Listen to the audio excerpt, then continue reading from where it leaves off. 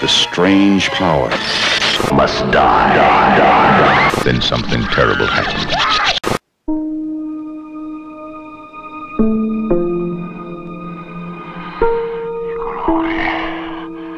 I miei colori escono dalle mie vene. Sono lisci come la sifilide e vanno dentro gli occhi della gente.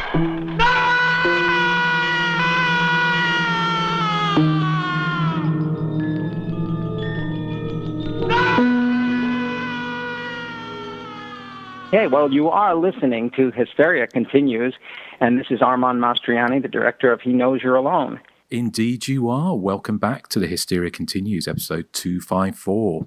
And this time we're heading across the pond to Italy for a well, it's going to be up for discussion whether or not this is a giallo or not. I know there's been a kind of heated debate over this over the years. The House with the Laughing Windows from 1976. And who directed this, Eric? Pupi Avasi. I thought we had to head off at the pass straight away because we knew Eric is already threatening to giggle like a schoolgirl. So, but you wouldn't expect anything more or less. It's his own fault. It's his own fault for having a funny name. That is Wouldn't true. that be more of his parents' fault? Yeah. Well, his real name is Giuseppe, isn't it? No, his real name is Pupi. Okay. So anyway, Eric, how are you doing this fine morning? I'm doing very good. I've got my Pepsi Max. It's given me a kick. And yeah, I'm a bit hyper. Don't let me near sugar. Although Pepsi Max doesn't have sugar. That spells trouble, I think. Okay, well, thank you, Eric. Nathan, how are you doing? I'm doing very well. I'm curious, are there any House of the Laughing Windows virgins on the show today? Is it a first time watch for anyone? No, I had seen it before. Okay. And obviously it's your choice, Joseph. So you're looking forward to covering this one. Obviously you are. You've picked it. Well, it's my choice by proxy, but yes, I am looking forward to this. Cool. Okay. Well, we'll be getting on to that a little bit later. But as the tradition declares, we are going to talk a little bit about what we've been watching recently. So, Nathan, have you seen anything you want to tell us about? I watched VHS 94, and my opinion probably is the exact same as Joe's. I think there were two pretty good stories there, and the ones that were, none of the stories necessarily were bad. It's just that I think they started off very strong with the opening two stories, and then the final two are just don't quite live up to the first two, I guess I should say, because there's one where this reporter is investigating this creature they call the Rat Man that lives in this sewer area. That's the best story, in my opinion, the one with the rat creature. Yeah. Yeah, that is awesome, actually. That one has the best ending out of all the stories. But my favorite overall was probably where the girl has to stay for the wake at night at this funeral home. And there's nobody there but her and the dead body in the coffin, and she keeps hearing weird noises, just stuff like that, being alone somewhere and, hearing strange things. I mean, I just find that very creepy. That's weird, because I thought that was the weakest story. Really? That one was my favorite. The weakest for me was probably the experimentation one. See, I love that one too. That's weird. To me, I didn't dislike it, though. I thought it was very entertaining. I just didn't think it was scary at all. It was more of an action, kind of thing. But yeah, I actually really liked The Wake and the Rat Man. Yeah, it reminds me, the experiment, it reminds me of the segment in VHS 2 where they go to that commune and it just goes crazy. It's kind of crazy, batshit crazy like that, but it's not quite as successful. And like I said, it's not a bad story at all. It was just the weakest for me. So, yeah. And so, I mean, overall, I did really enjoy the movie. I'd say it's well worth the watch, especially if you like, found footage kind of movies, which I do. I mean, they can vary in quality, but, Okay. Well, I haven't seen it. Eric, have you caught up with that one yet? Not yet, though. No, it does sound good, though. I know, so Joseph, you discussed it last time. So, well, thank you, Nathan. Is there anything else? Yes, last night I watched Llamageddon. It's about a space llama that lands on Earth and starts killing people at this like these teenagers who are having a party. And it kills them with lasers it shoots out of its eyes. It's a very entertaining film because they obviously didn't take it seriously. I mean, how could you take it seriously? I mean, when you see the llama itself, it's obviously a real llama who's just standing there, and everybody's like screaming and running from it. And the llama's played by Louis the llama. And in the lead role as Mel is Pinky Brainwise. What? And as Rob, it's played by Howie Doohan. It's very cheesy, the best actor in the movie was the llama. Did you make this movie? No, but as we were watching it, Wes said that this is totally something that I would have made with my family. Yep. I didn't have the technology at the time to make a llama shoot lasers out of its eyes. You probably didn't have access to a llama either. No, I didn't. That's why all the killers in my movies were, human. Apart from the coconut. Oh, yes, you're right. The coconut, the voodoo doll, it wasn't human. So, yeah, you got me on that one. But Llamageddon is definitely a movie that I like. The editing is insane. Like, there's one character who has facial hair, and then in one scene he's clean shaven, and then in another scene he has his facial hair again. And it's just, I don't know, it's very over the top ridiculous, but I mean, it's fun. I mean, I especially thought Gooch Jesco III was really good as Trent.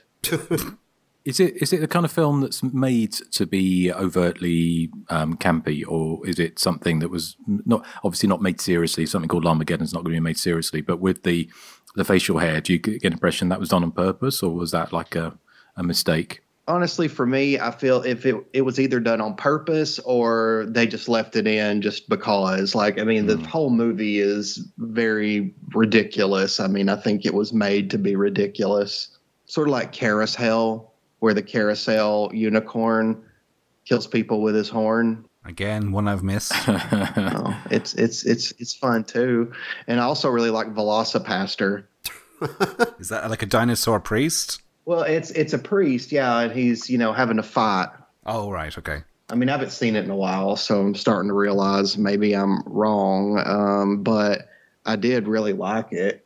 What kind of budgets do these films have? I would imagine the same kind of budget that my movies had back in the 90s. What, no budget? Well, how dare you? Well, I'm not saying. I'm just saying that. How do you know the fake blood I bought costs like a couple of bucks? And he had to get the rights to use that music that he he licensed from, what film was it? Halloween. There we go. Well, of course. Hey, Halloween has a good soundtrack. An imitation is the most sincerest form of flattery. Yeah, it wasn't imitation, it was theft. Well, when we covered, because we just covered Romy and Michelle's high school reunion, or Romy. Was it Romy or Romy? Whatever. Romy. But we discussed in that how that the film, the Cyndi Lauper song cost them $250,000 to license. So God only knows how much you spent on your film, Nathan, to get them. Get the rights from John Carpenter. I probably had to spend the whole budget for Halloween to get that music in my film. Well, there you go. There's a lesson. Luckily, my family worked for free. Well, indeed, and of course, I mean, you could redo the Llamageddon with the shoe rack, couldn't you? Or the coconut. Yeah, I mean, maybe I could make the coconut shoot like lasers out of its eyes. Because it used to be easier, didn't it? If you shot on film, like 16mm or 8mm, you could scratch into the film, couldn't you? Do that. It'd be quite laborious. Yeah. It's quite what? Laborious. Labor intensive. Oh. Hey, I learned a new word. Yeah. Right. Is anything else, Nathan? I actually think those are the only two that I watched. So, yeah. Okay. Right. Well, thank you. Eric, how about you? Okay, well, it's not really a horror. The only one I've watched this week since we last recorded is Scalpel, which I have on Blu-ray from Arrow. This was originally called False Face when it was made in 1977, but retitled Scalpel for reissues, and that's the title it goes under now. And this is from the director of Blood Rage. This is his first of 2 films he directed, so it's from John Grissmer. And it's kind of more soap opera-y than it is a horror film. It's not even a horror film at all. It's basically a plastic surgeon's daughter inherits $5 million, but she's gone AWOL. She's estranged from her father, and she's gone, nobody knows where she is. So he stumbles across a stripper who needs her face reconstructed after being beaten up by the bouncers of the club she worked at. And they hatch a plan where he constructs her face to look exactly like the daughter, and he coaches her in what to do and say and how to speak, and they plan to inherit the $5 million and split it between them. But then the daughter re-emerges from the shadows and returns home with soap opera style consequences, except it's quite sleazy soap opera consequences, because the father starts having a sexual relationship with this woman who looks identical to his daughter, which is a bit creepy. But the film is really, really good. It has many twists and turns. It's far, although there is a sleazy element to it, it's a far more serious affair than Blood Rage is, as much as I like Blood Rage. So I don't know, have you seen this one, Justin? I remember you asking if my opinion of it a while back when I first got the Blu-ray. Yeah, no, I haven't. I remember it being seeing it on a VHS, I think, seeing the cover, but it kind of looked, it didn't scream. I originally thought a title like that might be kind of a bit of a slasher movie. It's not. Its tone is, because it's set in the South, the American South, and its tone is quite melodramatic and quite like something like Whatever Happened to Baby Jane, that type of vibe to it. So you might enjoy it. I thought it was a really entertaining film. Is it quite campy then? I wouldn't say it's campy as such. It's quite soap opera-y, but I didn't get a campy vibe from it as such. Have you seen it, Joseph or Nathan? I used to own it, and I saw it like a really long time ago, but it's one of those ones that didn't really stick with me, I guess. So I don't remember anything about it. Yeah, well, it definitely isn't horror.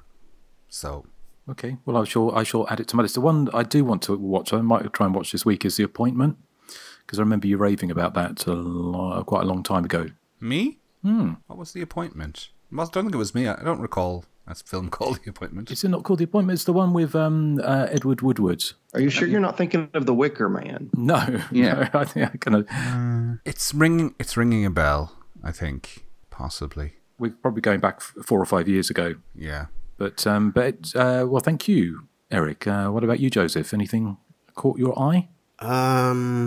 Well, the only thing I've watched that could be considered horror is my better half coerced me into watching Supernatural. She's a big fan, and so is Justin. Yeah, it's okay. It's slight. It's kind of got that monster of the week feel, so you don't really have to invest yourself too much into it. I was surprised how much I liked. I've only seen like 4 or 5 episodes, but I was surprised how much I enjoyed Jensen Ackles as, I think his name is Sam, or it may be Dean. I don't remember which Dean. Who was, yeah, Dean or whatever. I was surprised how much I enjoyed watching him. He's very funny and sarcastic, but I find Jared Padalecki very wooden, and I don't know. It's like it's good, but I'm not like totally invested in it yet. But it's a little surprising, I guess, because I figured it'd be. I mean, it is cheesy. It's very Monster of the Week, very first, freshman season kind of. They're trying to find their footing, I guess. But it's okay so far. You started from the beginning, have you? Yeah, and apparently we're going to watch the entire 15 seasons. That's a lot of episodes, but we're watching like a few a week.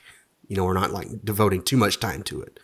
If my memory serves me well, because I bailed on it after a while. It got too convoluted and too sort of a little bit po-faced for me. But the when it gets to like the kind of season 3, 4, and 5, I think the best, it really kind of hits its stride.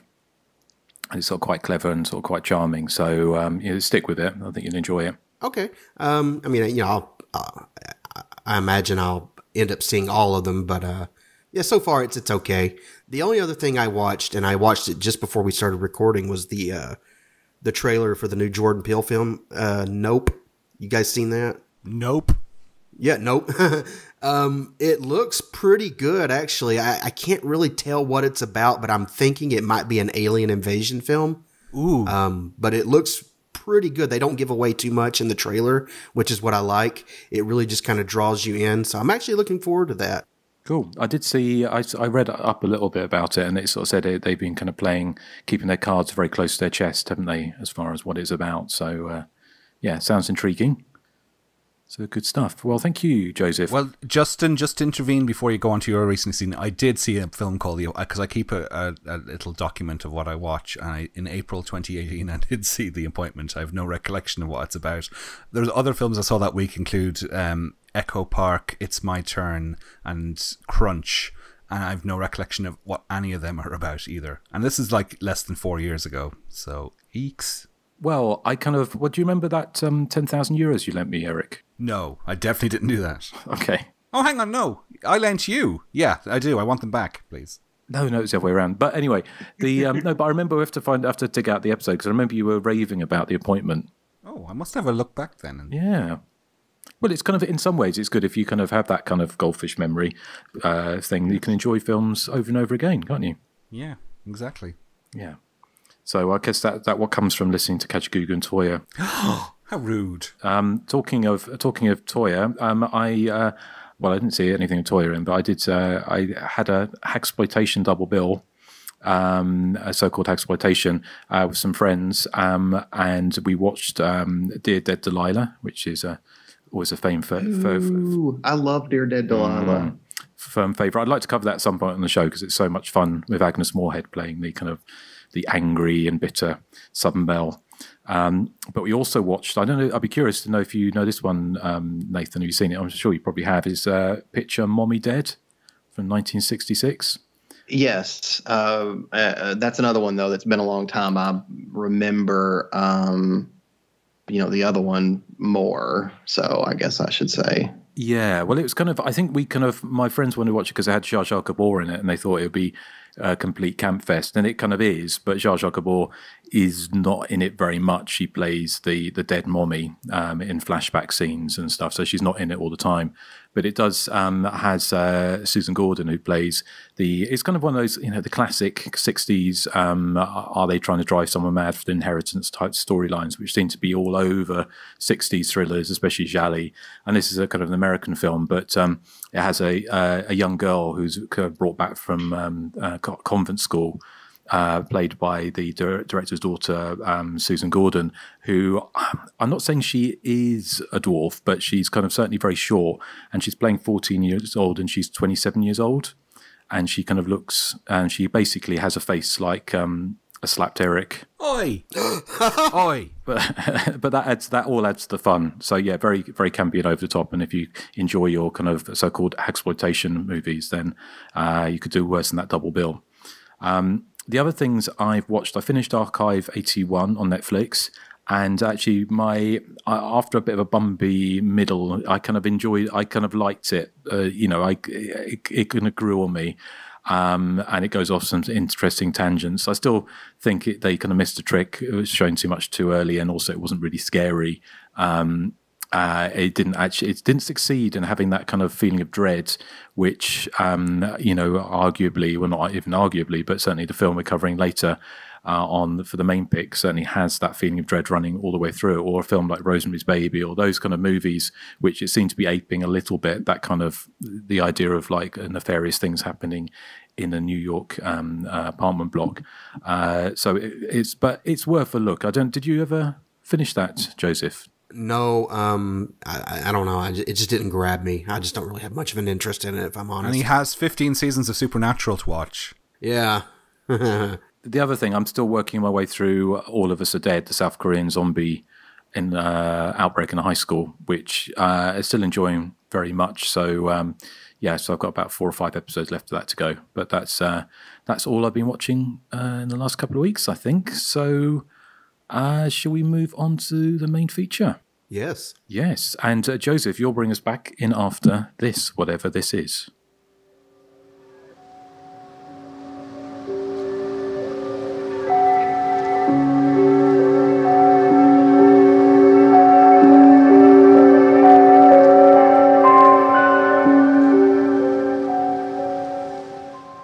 Stefano, a young artist, arrives in a tranquil Italian village to restore the local church's fresco of the Saint Sebastian Martyr, depicting the saint's bloody body slashed by arrows. They look more like daggers to me, but it says, painted some years earlier by a deranged local artist who, the villagers hint, created snuff, in quotations, paintings by torturing his models who were in the throes of dying when he painted them. Gradually, Stefano discovers the rumors about the painter might be true, as the village's gruesome and taboo secret unravels into a seething web of madness, gory deaths, and unspeakable horror, culminating in a final diabolical twist and jaw-dropping conclusion. Okay, that was from the back of the Shameless DVD release, and it's no big secret that I'm a fan of this film, though I don't necessarily find it as scary as its reputation would suggest. Rather, I find it more unsettling and disturbing. And unlike a lot of gialli around this time, it's completely humorless and steeps itself in this sort of creeping dread kind of surrealism, whereas I think a lot of its peers seem to be in on whatever joke there was surrounding the pulpy Italian crime stories. The House with Laughing Windows, it takes its story deadly serious to the point that it's the kind of barren, ugly landscapes seem to come alive and paint kind of this allegorical tale of Italy's post-war identity, stopping just short of having the lead character break the fourth wall and chastise Mussolini. And it's these landscapes that give the film, I think, its own unique identity. When you think of something like Deep Red or The Bird with the Crystal Plumage, those films, and many like them, they typically feel, how can I say this, like modern. And what I mean by that is I think Justin hinted at this a while back in one of our earlier giallo reviews, is how like detectives in these films, like your typical giallo, professional or armchair, they utilize what is or was modern at the time to solve crimes. Whereas here, the police, what little we see of them, are completely useless or held hostage by the past. The lead character, Stefano, he feels like your David Hemmings type in a world that cannot help him, even when he has something like voice recordings at his disposal. So right off the bat, this is not your typical crime story. Rather, it feels supernatural without being supernatural, if that makes sense. The sound design and cinematography, I think they blend together to create this ugly place and time where people turn away from a world that has left them, traumatized or apathetic. And you see that in the scenes leading up to the conclusion where Stefano has been stabbed and is looking for help. The who, what, when, where, why behind these paintings of the agonies, as in quotations, as it's referenced throughout the film. It feels like your typical kind of doozy of a giallo reveal, but exposition-wise, it never quite reaches the sleaze or the cheese of your typical giallo reveal, because the characters involved, they do more showing than telling, and what we see is really nightmarish and unforgettable rather than, ludicrous and crowd pleasing. And that's what the film, ultimately feels like. It feels like a nightmare. It's not logically consistent from one scene to the next, as it kind of leaves more than a few questions left unanswered. But it feels, I don't know. I think that's what the director of Audi was simply going for. It's very gothic and it's very anti-gialli. I think overall it's a masterclass in creeping dread and I think atmosphere, and intelligently obtuse, to coin an oxymoron. I'll chime in with more when the time is right, but those are my initial thoughts. It's a slow burn, sometimes agonizingly slow, but it's never uninteresting, and the payoff is definitely worth exercising your patience. But on the Hysteria Lives website, Justin Kurzweil awarded this film 5 stars. Do you still stand by that rating, Justin? Yes, I do. I mean, I reread my review, and I was slightly embarrassed by quite how over the top I was in praise for this movie. I do really like it. And I talk a bit more about some of his other films that I've seen over the years. But I still do really like this. I think it's a film. It's kind of what it's once you've. It's a film that I enjoy coming back to every 5 or 6 years, perhaps. But I think nothing it prepares you for seeing it. It doesn't necessarily work on repeat. It's not a film that can be watched over and over again. I don't think. Partly because, as you say, it doesn't actually have those kind of crowd-pleasing moments to say, like, you know, if you like the trashiest side of Giallo, like Eyeball or The Case of the Bloody Iris, those kind of films I can watch on repeat, and just in the same way as I can watch Friday the 13th sequels, because there's some kind of comfort horror kind of, I guess, thing going on there. Whereas this is actually quite a tough watch for a number of reasons. It's kind of it's atypical in the Giallo because that it was a rural setting. Although you've of course had films like Don't Torture a Duckling, the Lucio Fulci movie, was also kind of set in rural settings, but the majority of gialli were kind of mostly city set, and certainly the Dario Argento set the template for that kind of urban, gritty, bloody thriller that was so imitated throughout the 1970s. And this was 76, so this really was the giallo as a kind of force in the Italian box office had waned. I mean, Deep Red was really the last hooray for the giallo. It's not that they weren't making giallo, but they were going on to things like Giallo of Venezia, like Thrilling in Venice, and where they were kind of Play Motel, those kind of films that were bordering, or in some cases actually went over the threshold into hardcore pornography. So the giallo went into more hardcore violence and overt sexuality, whereas the House of Laughing Windows kind of does the kind of opposite. Although it's a kind of it's a film which is it's so strange in a lot of ways. In the hands of a lesser filmmaker, I would think it was actually not very well made, in so much there's so many plot holes. There's so many kind of dead ends story-wise. Characters just appear and disappear. Most notably, the school teacher, the older school teacher that the main character has a brief affair with and then just vanishes to be replaced by a younger school teacher who then goes on to have an affair with. And what that actually it sort of signifies as part of the plot, or does it mean anything apart from just succeeding in knocking him off kilter and knocking the audience off balance slightly? I don't know, but in a lot of ways, it's it's almost like is it blow up the Antonioni sort of proto gialli, which is kind of an anti-thriller. So in some ways, it's kind of like an anti-thriller, an anti-horror movie. But it is kind of shot through with this kind of feeling of dread all the way through it. And it's so different to any other giallo. Like you said, Joseph, it hasn't got the humour. I mean, it has characters in there that could be funny and sometimes, could be played for laughs. But they actually, more times than not, they either turn out to be sympathetic or actually villainous. So you've got. I was watching myself and Eric both got I bought the 25th anniversary edition of the DVD when it came out in Italy, and I imported it over. So I still got that one, and so the subtitles are kind of sometimes don't look like they've been done that well, even for an official release. So some things that may feel like plot holes may be explained by bad subtitling. For instance, when the restorer played by Lino, I can never say his name, Cappuccino. Thank you, Eric.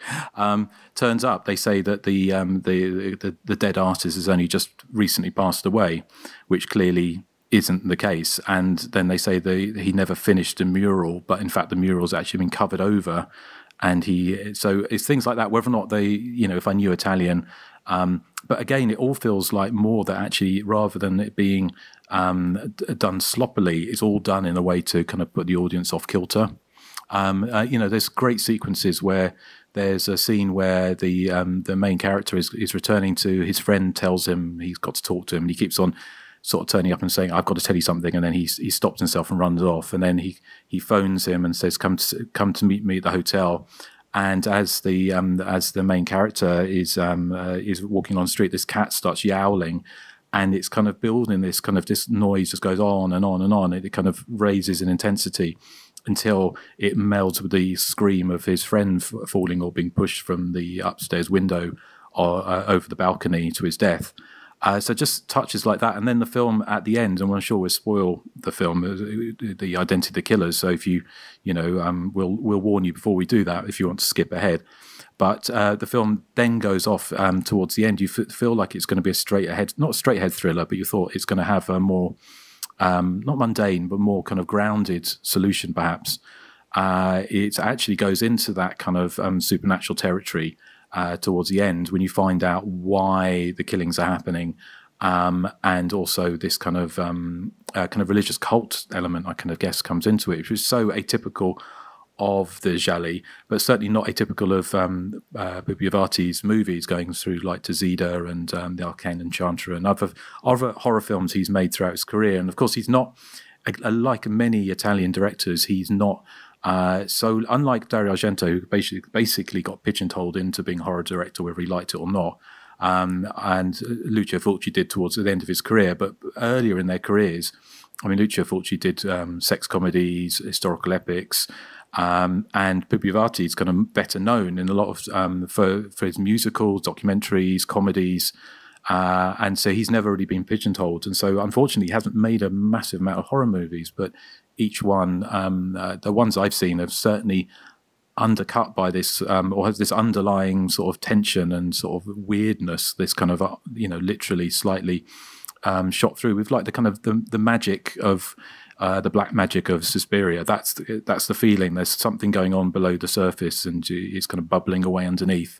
So I think it's an intriguing watch. I mean, I would warn against, for some people watching this, because I was looking at some reviews, and a lot of people think this is a fantastic movie, but don't go into it expecting like a giallo like Ybor or the aforementioned Case of the Bloody Iris, because you're not going to get it. It's an hour and 50 minutes of slow, methodical build to this crescendo of a kind of weirdness and violence. But it's not for everyone. And I read some people just said they were bored rigid by the movie.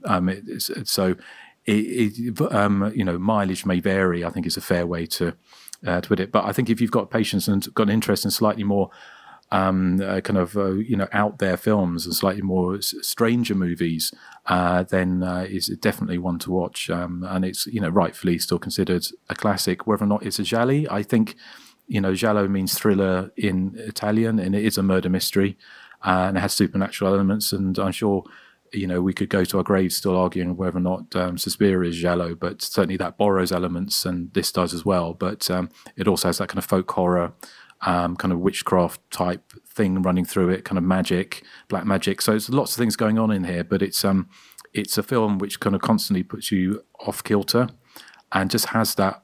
Everything just kind of is placed there to just make you feel uneasy. Basically, nothing really adds up, and everything is just kind of strange. And you've got Capialiccio as this kind of innocent abroad in his own country in this kind of rural setting, and just like the typical giallo protagonist, he's trying to piece together the clues. But it's everything around him. It's like almost not quite like an acid trip, but everything is just off, and that really adds to that kind of feeling of unease. So yeah, I'd still stand by the 5-star review. I think it's a fantastic movie. It's not a movie that I return to that often, because I find it a little bit of an uncomfortable watch, because it's not explicitly violent, or there are some very violent moments in it, and there's a kind of unpleasant kind of rape scene, which isn't explicit, but it's kind of quite violent. And it's just a film that it's a film I admire, and I don't necessarily, I would say, enjoy in the way that I consume other Djali. But I still think it's a fantastic movie. So yeah. So anyway, that's my penny's worth. Alrighty. What about you, Eric? Yes. Well, Justin was the first person who turned me on to this film. Well, you let me finish the sentence. So yeah, I like that little pause you threw in there just so you could get a gasp. Yeah, I just had to. That was an internet glitch. So it was 20 years ago or so, Justin. I think that DVD had just come onto the market, and you suggested it to me, saying it was really good giallo. So I purchased it as well. And my first impressions were, like you said, I think I was expecting a Deep Red or Case of the Bloody Iris or Eyeball. So I found it a bit ponderous and slow on my first viewing, although I was knocked out by the ending completely. It's one of those giallo you do have to pay attention to, though. It's not something like Eyeball or even a slasher movie like Friday the 13th or something, where you can have your iPad at your side while you're watching. This one sort of demands your attention. You know, one of the things that caught me off guard when I watched it first was that supernatural feel that you were talking about, Justin. You know, I noted down watching it this time that it has a kind of satanic cult vibe to it, in the way that the entire town seemed to be all in on the plot, really, against this outsider who's come to restore the fresco. So it gave it kind of a Wicker Man or Midsummer kind of vibe. And yeah, there are moments that are... They seem overtly supernatural to me. Like when he finds the reel-to-reel tape recorder and he plugs it in, and the plug melts and goes on fire, and yet somehow the reel-to-reel starts playing by itself. So I was making comparisons also to Suspiria at this stage. I mean, it's not a bombastic film in the way Suspiria is, but it sort of has, as you said, that kind of black magic thing almost running underneath, although it is quite subtle in this film. For me, is it a giallo? It's probably more of a straight up horror film to me, because you get all those, dare I say, cliches. This is a very unique film, but it does have like strange noises in the house and howling wind, and you know, just investigating an old dark ruins of a house, and mysterious phone calls and strange deaths. And something you don't see in a lot of films is a fridge full of snails. Which actually isn't a plot point, and it's just one of the very sort of quirky touches that are in the film.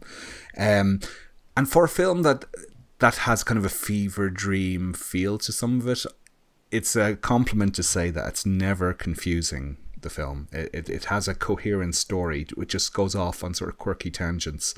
And Stefano, played by Lino, whose surname I can't pronounce, but sounds like looks like cappuccino.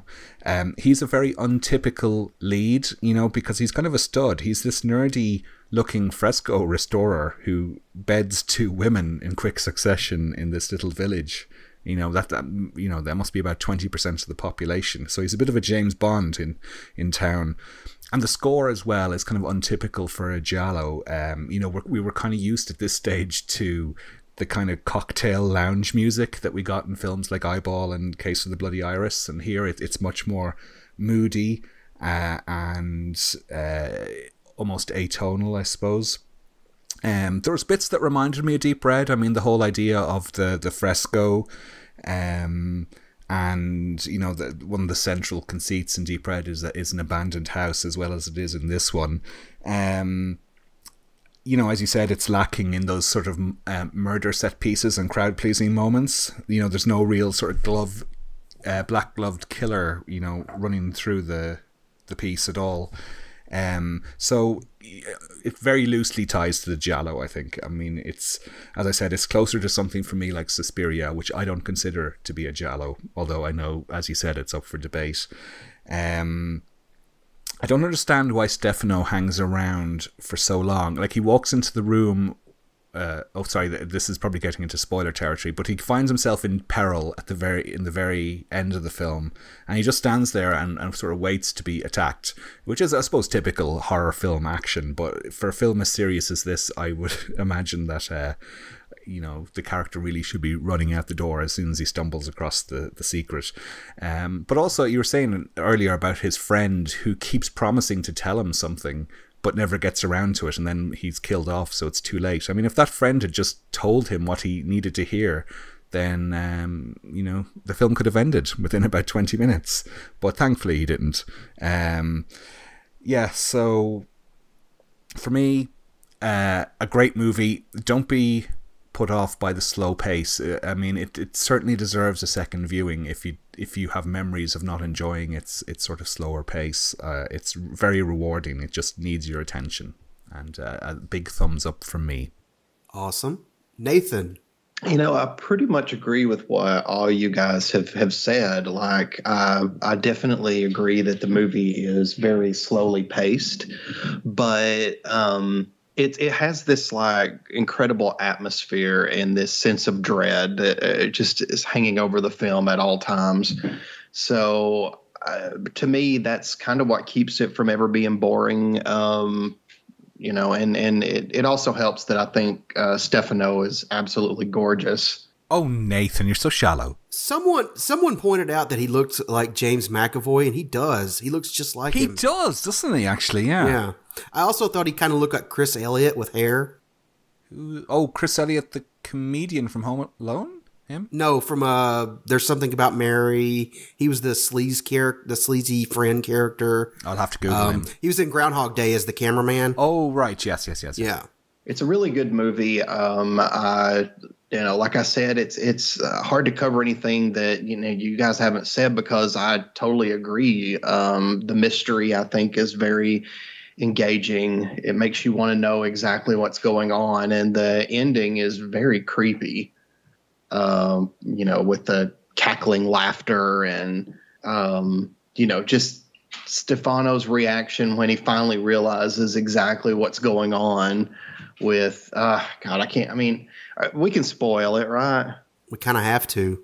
Well, spoiler alert. That priest was not very nice, and the landlady, she lied. She pretended to be bedridden. So, they are not nice people. Lies made baby Jesus cry. Is it ever explicitly stated why they're doing this whole ruse of getting him in there to restore that painting? Because I didn't quite get that. I kind of got the impression that, because I was thinking about that, because when Eric was saying about the town people being in on it, I think they not necessarily tolerate it, but they are possibly aware of what's going on, but maybe they're too scared to do anything about it. It's kind of like kind of everyone knows. But also, I thought that my impression was that it was the mayor that kind of organised getting the fresco restored to bring new tourists into town, and the priest and the two sisters were the ones that had basically destroyed the mural in the first place, or defaced it because to try and hide their identities. And so they were the ones trying to stop sending him those kind of menacing phone calls and trying to put him off. But it was kind of, but then because I think it just kind of, I mean, basically the whole thing it has a weird logic running through it, doesn't it? But the ending is kind of essentially that, is that you've got these two sisters who were their brother was the artist who used to paint people when they were dying. And they went to Brazil, and they came back with this new religion, or this new cult, this kind of black magic kind of religion. And the brother died by setting himself on fire and running. And they keep his body, and they talked every time they murder people, and they talk to him through the tape recorder. Is that kind of does that chime true with your understanding of it, Nathan? Yeah, I mean, I'll admit the movie left me with many questions, and I'm not good at recognizing people. So I wasn't even sure who the guy was they were killing towards the end. That was the guy. Was that just a random guy, or was he somebody from the movie? Yeah, that's the altar boy, wasn't it? All right. When he's getting stabbed, you only see him for like a couple of seconds. So I couldn't tell if that was him or not, but yeah, they turned on him too, Oh, and I will say, I think Stefano survived at the end because the cop showed up. Yeah. Well, let's talk about that ending, because I mean that is where it kind of builds up. I mean, Italian cinema, like like films like Don't Look Now, which was it was earlier, wasn't it? About 73. Yeah, 73 was Don't Look Now, which also had Donald Sutherland going to, I think he's restoring a church rather than just a fresco. Yeah, I did wonder if that was possibly a bit of an inspiration, but those kind of shocking twists at the end, and I mean the shocking twist to spoil it essentially is that the priest turns out to be one of the sisters who is pretending to be a man, basically this kind of middle-aged priest, And when Stefano, none of the town people will. Stefano gets stabbed by the sisters as they're murdering this the kind of what's an altar boy, but the kind of the young man who works at the church, but was also helping the sisters with bringing them formaldehyde every day to top up the case where the artist's kind of burnt body is, and so none of the town people will help him. Although it turns out that the dwarf mayor actually phones the police, which the film ends on a very ambiguous note, doesn't it? That you think he's being cornered when he finds out that the priest is in fact one of the sisters, and she reveals that by speaking in a female voice, but also pulling back her cassock and revealing a floppy breast. And then he's kind of, the other sister turns up and they're advancing on him with their knives and they're kind of laughing at him just as the police turn up. And then you see this hand outside touching the tree, which again gives it kind of this kind of weird, well, who is that? The police turning up? So it leaves it that kind of, and I wondered, it was interesting because I know you saying, Nathan, I'd be interested in your opinion on that, because I know you always, when like obviously the whole Alice debacle in Friday the 13th part 2, did she die or didn't she die? And we know what your opinion is, Nathan, but in this, it was kind of like they could have left it on a really downbeat kind of ending in the way that something even a lot trashier film, but something like Burial Ground ends on a very downbeat ending, doesn't it, where everyone's going to die.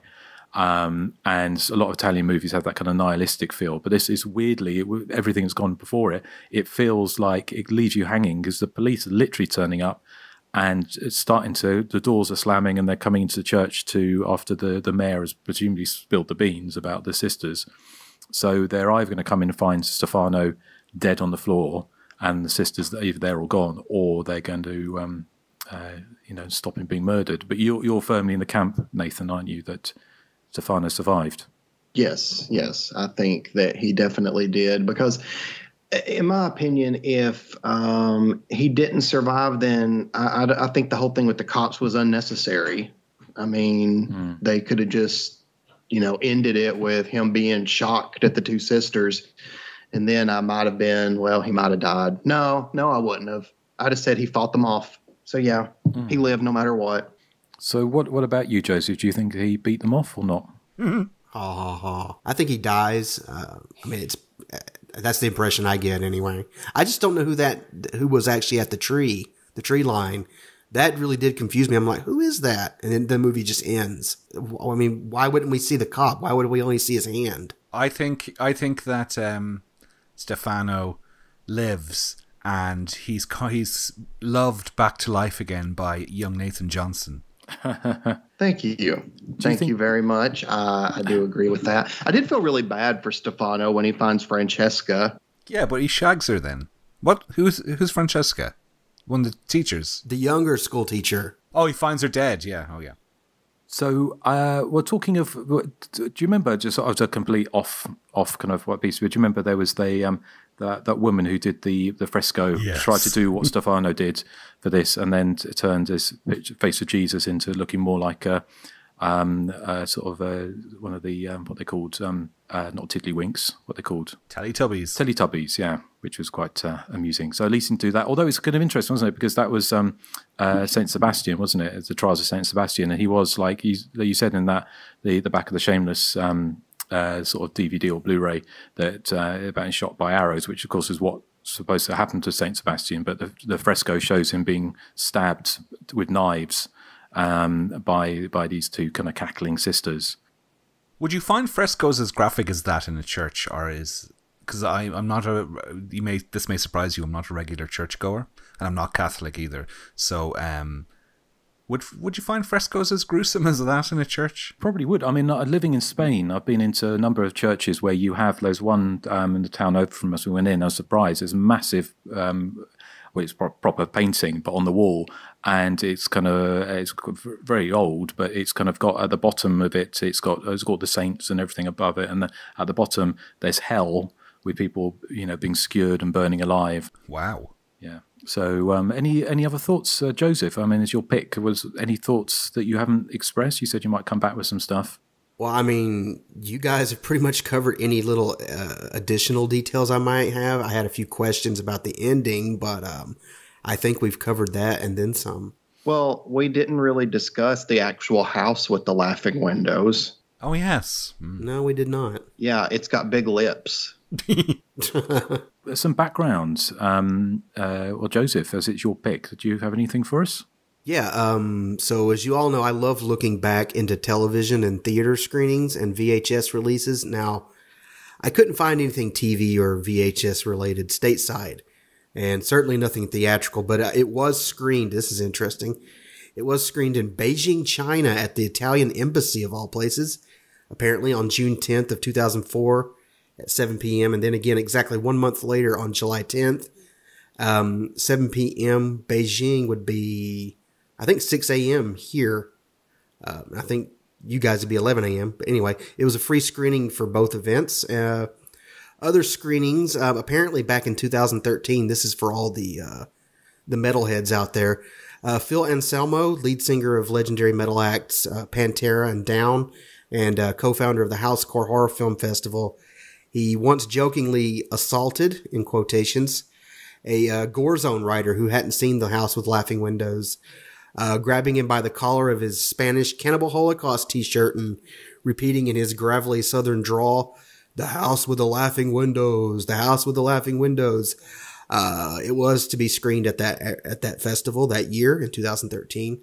From the autobiography Milking the Moon, A Southerner's Story of Life on This Planet, actor Eugene Walter, who played the priest and, spoiler, the second sister, recalled his time on The House with the Laughing Windows, saying, Lino Cappuliccio was the one that I killed at the end of the film, at the end of a film called The House with Laughing Windows, in which I played a Brazilian lady who had come to Italy and disguised herself as a man, a country priest. I was the little parish priest who is really a Brazilian lady crook. We filmed it in the Adriatic, and I had one scene with Lino Cappuliccio where we are in this tiny little boat on the Pontine marshes of the River Po that flow into the Adriatic. It's where all the eels in every restaurant in Italy come from. There are like 3 million eels, and I had to catch an eel and get it off the hook and carry on this long conversation with Lino wearing these hot priestly robes out in the sunlight amidst all these eels and flies. It's one of the hardest things I've ever had to do. I had to pull on the line, catch the eel, hold the line, get the eel off the hook, and go on speaking my lines in this tiny little boat amidst all these eels, and it was hot.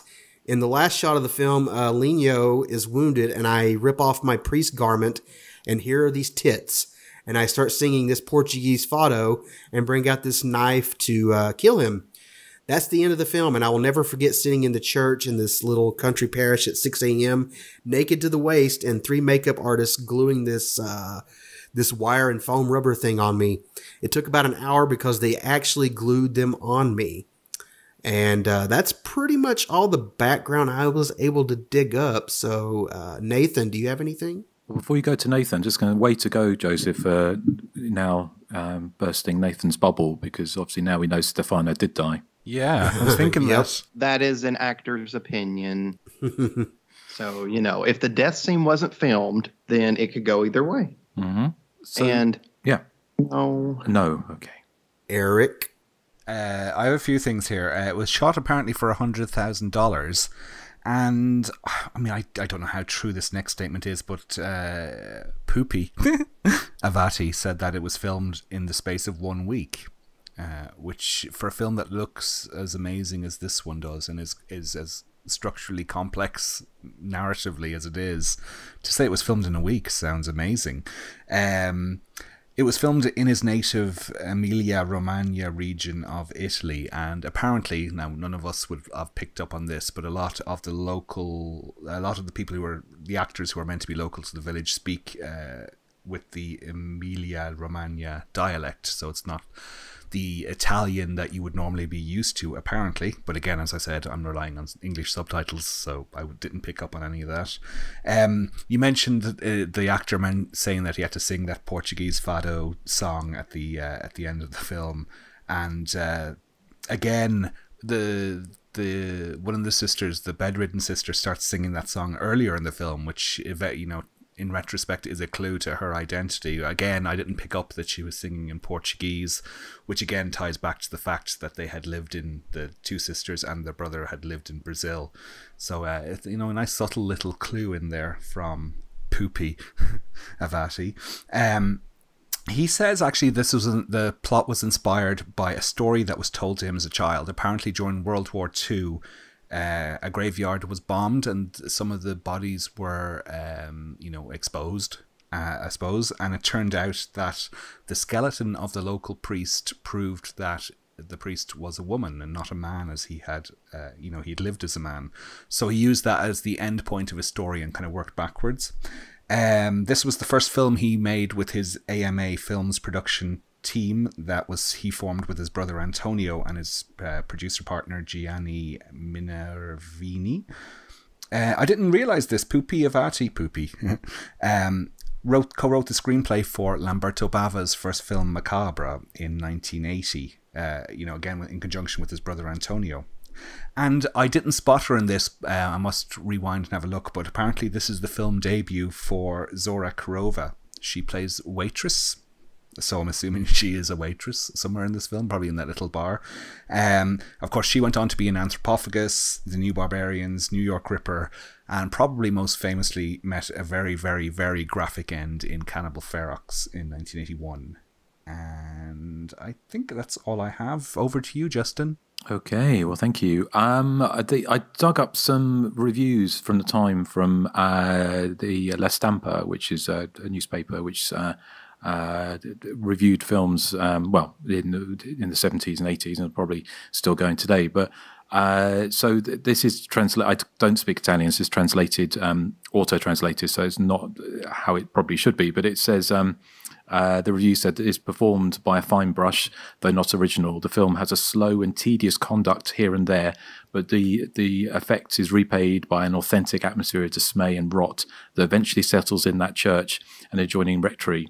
Even more by a surprise epilogue that could be signed by a master of the genre, effective in feeling and communicating the fright the protagonist Capolicchio, worthily flanked by Francesca Marciono and Gianni Cavini. And also there was another kind of capsule review, further goes on to say that The House of Laughing Windows by Pupi Avati is a director who strives to create a hallucinatory atmosphere and the emotional resources of a thriller in which fear is mixed with horror. Interestingly, I think it's just in Italian, although I'd be interested in reading it. There's a book called Il Gotico Padano, Dialogo con Pupi Avati, which translates as the Poe Gothic. And I think the Poe, when are you saying the Poe was a lake? And the Red Teletubby, as we discovered in my joke of the week at the end of Romeo and Michelle's high school reunion. Indeed. By authors Ruggero Adamovit and Claudia Bartolini. And they sort of said that presumably Pupi Avati was kind of, say, from the Emilia Romagna area, and they said that they call it the Poe Gothic, and I'll talk a little bit in a minute about some of his other films, but I think many of them are made around that area, and apparently that part of Italy is kind of known as a kind of a holiday resorty type place where they say that the juxtaposition of the kind of the kind of happy, sunny, kind of sort of carefree countryside, and the Pupi Avati with his films, his horror films anyway, kind of juxtaposes it by kind of filling it with this kind of gothic kind of darkness and eeriness and unease. And so there's this book, which I presume is just in Italian, unfortunately, but I would be interested in seeing that. So if you can speak Italian, then do let us know. The other things, there's a couple of small things that I found. One was the house with the laughing windows. The actual house itself was located in a small village close to Bologna, and at the time the filming, and you can tell it was kind of crumbling anyway. And it was demolished not long after filming had wrapped, apparently. But for years, people went on a pilgrimage to try and find the house, but it was demolished fairly soon after the film had been made. My understanding that it kind of, like many filmmakers, potentially like horror films are, quite often something that new directors try their hand at, because you can make a profit quite easily. Well, not easily, but certainly more. It's more of a sure bet making a horror movie than, say, as other genres. And I think he'd run up against. He'd done a. It was not a sex comedy. I can't remember. I didn't write down the name of the film, but there was a film of his that was being prosecuted for obscenity by the Italian. I don't know, by the courts or how it would have worked over there. That he was in financial dire straits, so he kind of ran away almost. So while it was trundling through the courts, to make this film sort of relatively quickly, although it had been based on a screenplay he'd written or taken part with some years before. And the last thing I think I've got is that apparently they're on at 9:06 on May the 6th, 1976, when they were filming. There was an earthquake. So the scene where they're filming, where Stefano goes to meet his friend and his friend falls from the window. As they were filming that scene, there was a large earthquake, or one of the first earthquakes in a kind of in a apparently quite a kind of disastrous series of earthquakes across Italy at that time. And it struck while they were filming that scene. I mean, nobody was hurt, but they said the tremors were so strong that church bells a few meters away began to ring by themselves, which must have been quite eerie, especially considering what else was going on with that. So, I mean, lastly, I was just interested. I mean, I just went through the list of his films, and I say he's a real dilettante in so much he's kind of, he's tried to, he's done comedies, musicals, documentaries, you name it. And he's actually got a new film coming out this year with some of the cast actually that appeared in this movie. I'm not sure what genre that movie is going to be, but so he's still going, even though he must be, I don't know, he must be in his 80s now. But the three films I've seen of his is Zida, aka Revenge of the Dead from 1983, The Arcane Sorcerer from 1996, and The Childhood Friend from 1994. So have any of you guys seen any of those? I've seen Arcane Enchanter, which is what Poopy Avati says is his favourite of his own work. I can't remember a huge amount about it, but I remember I preferred House with the Laughing Windows. Okay. I haven't seen it for a long time. I'm trying to remember. I think I saw a really bad copy that was dubbed into French, I think. So I'm not sure if that's ever seen a better release. But that was a very similar feel to this one. Except I think, if I remember correctly, it's set in like 17th century or something. Yeah, it's set in ye olden times, which is not my bag, really. So that's probably why I didn't enjoy it as much. Okay. What about you guys, Joseph and Nathan? Have you seen Zida? Yeah, I saw Zeder. That's the only one I saw, and I thought that was pretty good. What about you, Nathan? I've not seen either one. I've just seen House with the Laughing Windows. Because Zeda was released to screens, unlike this film in the United States, under the title Revenge of the Dead, with a poster showing a zombie bursting out of a sidewalk, with kind of taglines, kind of typical of the time, kind of saying things like they've come to consume your cities or whatever. It's something along those lines. And in fact, actually, the film is really more kind of actually bouncing the ideas that you see of this kind of being able to connect with the dead through magic. So it's not really a zombie movie at all.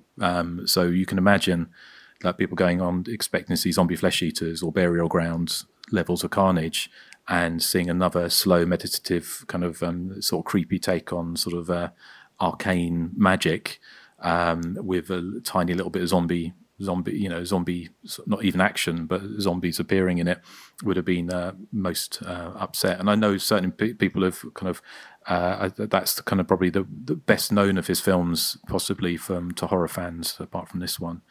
But The Arcane Sorcerer or Enchanters is a film I'd love to check out again. And I saw The Childhood Friend, which I vaguely remember. It's kind of, again, it could be seen as giallo, as like a man's old childhood friend returns into his life and starts killing people. So it sounds a bit more like a giallo, but again, I haven't seen that for many, many years. So my memory may be playing tricks on me there. Although I would possibly remember it better than Eric remembers The Appointment. Let's hope so. So, okay. Anything left to say on The House of the Laughing Windows? Windows can't laugh. because they're inanimate objects. Windows never laughed before. Well, does what's the consensus on the Facebook group, Joseph? 41 comments for the House with Laughing Windows. From that, Maddie Thomas Taylor writes, first saw this early in high school and was absolutely blown away, Still chills the blood to this day. I think by virtue of growing up in New Zealand, I've always found rural settings particularly effective. With its Wicker Man-like atmosphere and pervasive sense of dread, it stands with Fulci's Don't Torture a Duckling as one of Italy's finest. And Mirko Hirsch says, it's a bit overhyped, just like Zeter by Avati. Maybe my expectations were a bit too high after all the rave reviews. It's okay, but many other giallo movies are on par or even better.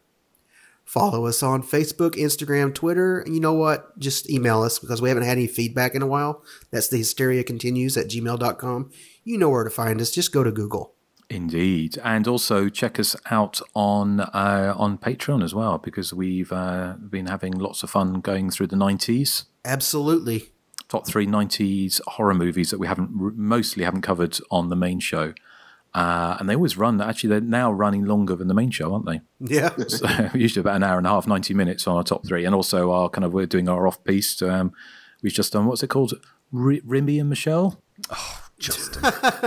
Romy and Michelle's high school reunion. And we've got some, what we got coming from you next, Joseph, or we've not announced that? Oh, we have announced it. It's Wild Things from 1998, the John McNaughton film. Okay. And also with Nathan, well, we won't announce yours just yet because you might change your mind perhaps. But I think we've got a good idea what you're going to choose. Yeah, I think you guys pretty much know where I'm going to go. Yeah. And then after that, we'll be back into horror territory, of course. And we'll be deciding where we go next after the 90s. But I think, I don't know what you guys think, but I think probably straight into the 2000s. Yep, I would That agree. seems to be the general consensus, yeah. Either that or back to East German propaganda films of the 1960s. Yes. So, okay, right. Well, Eric. Yes. And Eric has promised that this is not going to be a joke around the director's name. No, it's nothing to do with Poopy.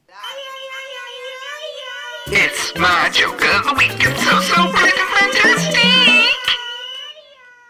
Did you know that Microsoft are planning to fund a sequel to this film? It's going to be called House with the Laughing Windows 10. Oh my god.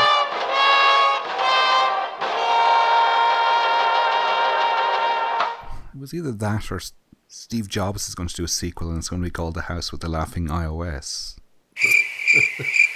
Okay, I'll laugh at that. Don't do me any favors. You promised us a good joke, Eric. I gave you a good joke. You just don't appreciate it. You brought shame upon it's this just too podcast. sophisticated for you. You've brought shame. You've brought shame on us all. I tried to raise the level, a tone up. I didn't want it to just do a poopy joke as you'd expect. Maybe I should have done a poopy joke. You can just play Harold plopping. What director lives in the toilet? Poopy Avati. There, is that a better joke? Is that what you want? Yes. So, what are we covering next time, sorry. It's Nathan's turn. Oh no. Yes, I wanted to follow up House with the Laughing Windows with something, equally as frightening and, full of dread. So I'm going to go with Memorial Valley Massacre from 1988. Why? Oh my god.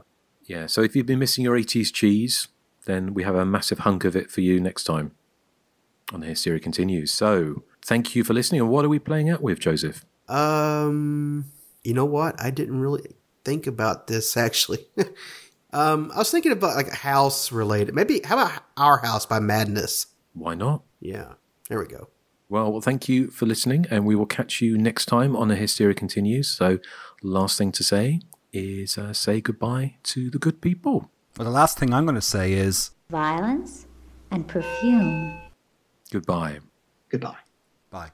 Bye. Our house in the